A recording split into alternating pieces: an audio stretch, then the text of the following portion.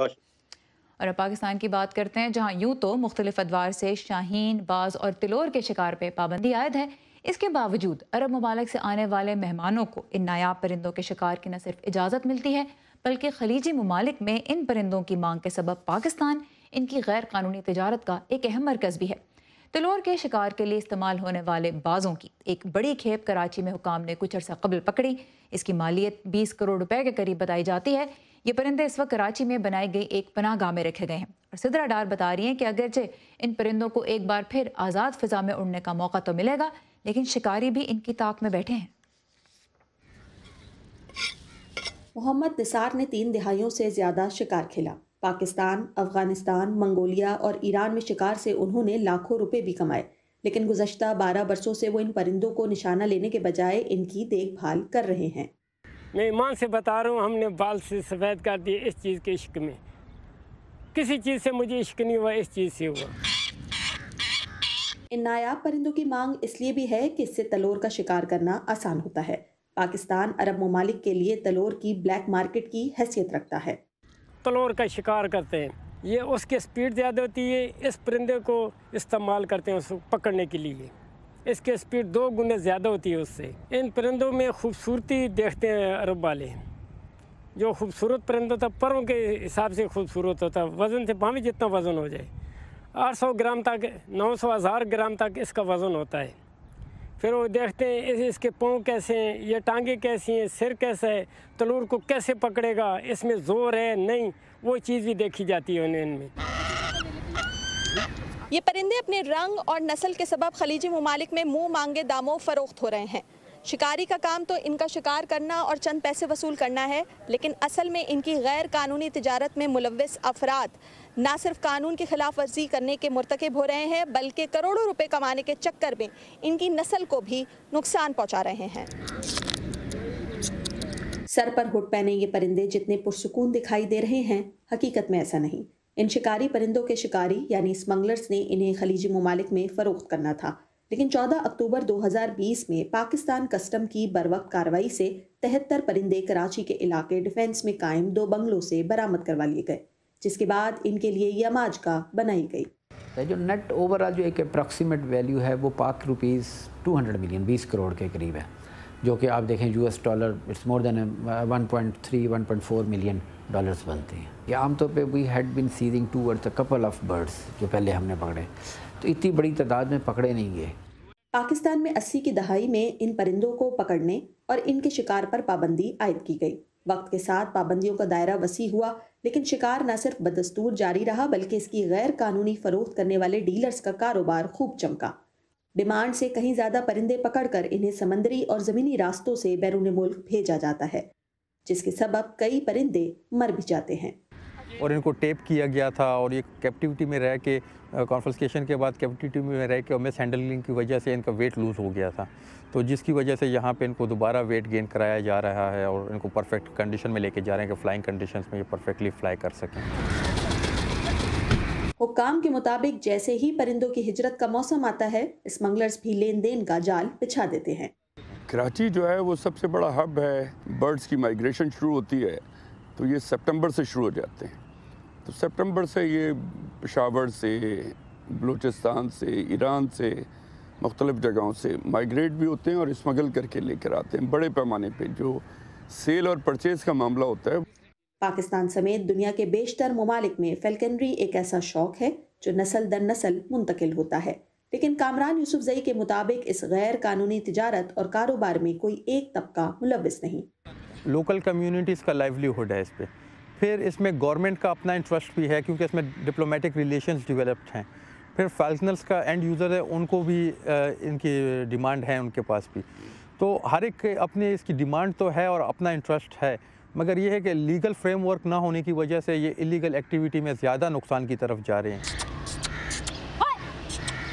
ان پرندوں کو صحت مند قرار دینے کے بعد آزاد کر دیا جائے گا، لیکن یہ کب تک آزاد فضا میں اڑ سکیں گے کوئی نہیں جانتا، کیونکہ شکاری تو انہیں نشانہ بنانے کے لیے تیار کھڑے ہیں۔ Sidra Dar, voice of America, Karachi.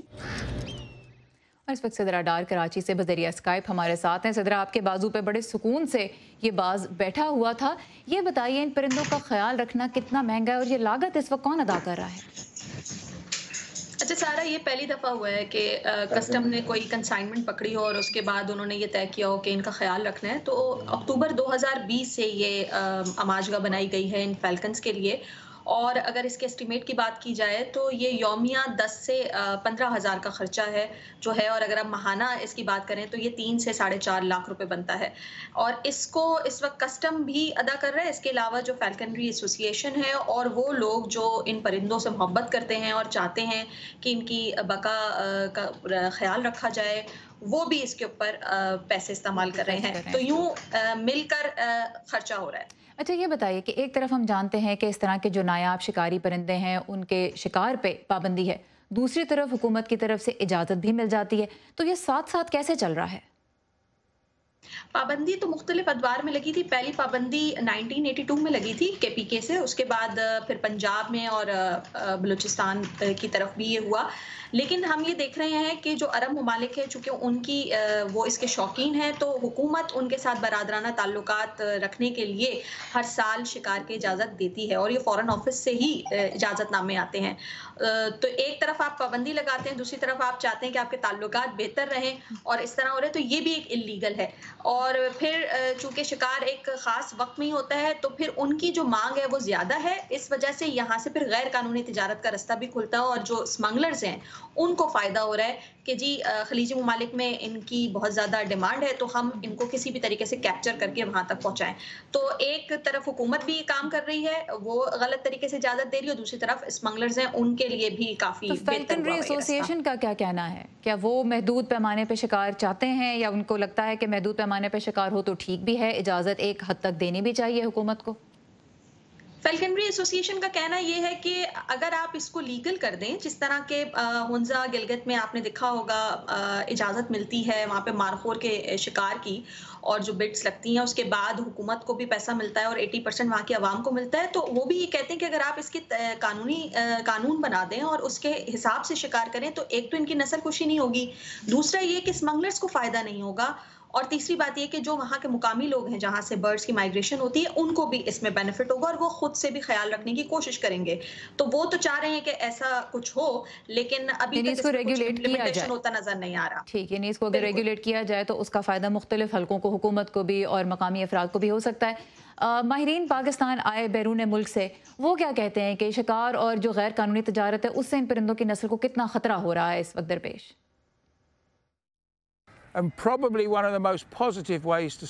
شاید غیر قانونی تجارت کو روکنے کا سب سے مثبت طریقہ یہ ہوگا کہ جنگلی باز کی پائیدار افزائش خطرے کا کار واضح کیا جائے، جو کسی لائسنس یا کچھ شرائط کے تحت ہو، جس سے ان سب کی نگرانی اور فروخت کی جا سکے، تاکہ ان علاقوں کی آبادی کو فائدہ ہو، نہ کہ صرف چند غیر قانونی کاروبار کرنے والوں کو. جیسا کہ یہاں مقامی لوگوں نے بتایا ہے کہ 40 سال پہلے جنگل میں 1 لاکھ سے زائد پرندے تھے، اور اب تقریباً 12,000 رہ گئے ہیں، جو کہ غیر قانونی کاروبار کی وجہ سے ہیں. To make a very bland sweeping statement that these birds are not in danger is absolute rubbish. اگر آپ ان پرندے پکڑنے والوں سے بات کریں تو 15 سال پہلے بہت سے پرندے پاکستان کے علاقے گلگت آتے تھے.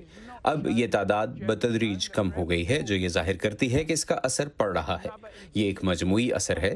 یہ پرندے اب منگولیا اور افغانستان میں بھی نایاب ہو رہے ہیں. یہ ہو ہی نہیں سکتا کہ ایسی تجارت ہو اور اس کے کوئی اثرات نہ ہوں. جی، تو بین الاقوامی ماہرین کیا کہتے ہیں یہ بھی آپ نے دیکھا. صدر، آپ جاتے جاتے یہ بتائیے کہ پہلی مرتبہ یہ جو ریسکیو کیے گئے ہیں پرندے، ان کا اب ڈیٹا بھی جمع کیا جا رہا ہے یہ جاننے کے لیے کہ آگے ان کی زندگی کیسی ہوتی ہے، اس کی تھوڑی سی تفصیل دیجیے. جی، پاکستان فیلکنری ایسوسی ایشن کے مطابق یہ جتنے بھی پرندے ہیں ان کو مائکرو چپ لگائی گئی ہے، اور ان کے ڈی این اے سیمپلز لیے گئے ہیں تاکہ ان کا جین پول بنایا جا سکے. ان کی بار کوڈنگ ہوگی، اور پھر جین پول کے ذریعے یہ بھی اندازہ لگایا جا سکے گا کہ یہ کس نسل سے تعلق رکھتے ہیں.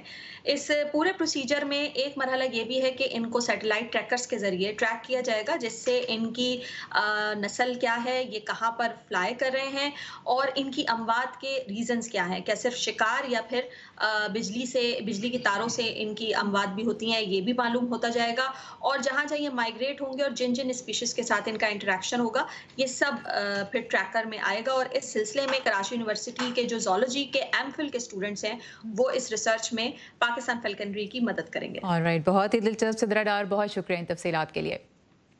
और अगर आप इस इशू पे मजीद जानना चाहते हैं तो फिर रुख कीजिए हमारे सोशल मीडिया प्लेटफॉर्म्स का। अब से कुछ ही अर्सा पहले सिद्रा डार ने इसी पनाहगाह से एक फेसबुक लाइव भी किया, जिसको तकरीबन 1 मिलियन लोग अब तक देख चुके हैं। आप भी देखिए, उसे शेयर कीजिए और इसके अलावा हमारे सोशल मीडिया प्लेटफॉर्म्स यानी फेसबुक, ट्विटर और इंस्टाग्राम का रुख करते रहिए। हम मुस्तकिल इन प्लेटफॉर्म्स को आपके लिए अपडेट करते हैं और इसके अलावा urduvoa.com की वेबसाइट भी आपके लिए मौजूद है।